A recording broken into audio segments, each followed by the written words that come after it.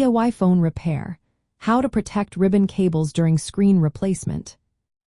Imagine your phone's screen is like a delicate piece of art, and the ribbon cables are the tiny threads that keep everything connected. When you're replacing the screen yourself, protecting those cables is key to a successful repair. Ribbon cables, also called flex cables, are super thin and fragile. They connect the display to the main circuit board inside your phone. If you accidentally tear or bend them, your screen might not work right or could stop working altogether. So how do you keep these tiny connectors safe during your repair? First, always power off your phone completely and disconnect it from any power source. This stops any electrical flow that could cause damage while you work. Next, gather the right tools. Plastic pry tools, nylon spudgers, or suction cups are your best friends here. Metal tools can accidentally cut or bend the cables, so stick with plastic or nylon. When you locate the ribbon cable connectors, do it carefully. Use your phone's repair guide or teardown instructions to find exactly where they are. Remove covers, screws, or batteries gently to avoid stressing the cables. To disconnect the ribbon cables, unlock the tiny plastic latch or lock on the connector. Use a plastic spudger or tweezers to lift the latch gently. Never pull on the cable itself.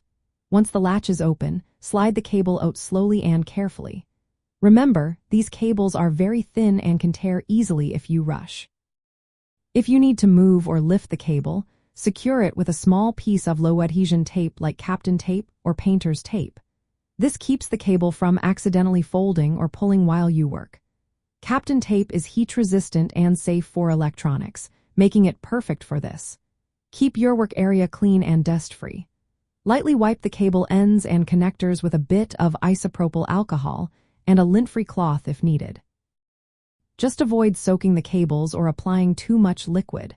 When you're ready to reconnect, align the ribbon cable carefully with the connector. Slide it in gently, making sure it's fully seated. Secure the latch back in place without forcing it. Before closing your phone, turn it on to test the screen and make sure everything works smoothly. If the ribbon cable is damaged, you might be able to fix it by soldering tiny wires to the broken traces, but this is tricky and best left to experienced repairers. Following these steps helps protect those fragile ribbon cables and keeps your DIY repair on track. Remember, a little patience and careful handling go a long way in making sure your screen replacement is successful and your phone stays in great shape.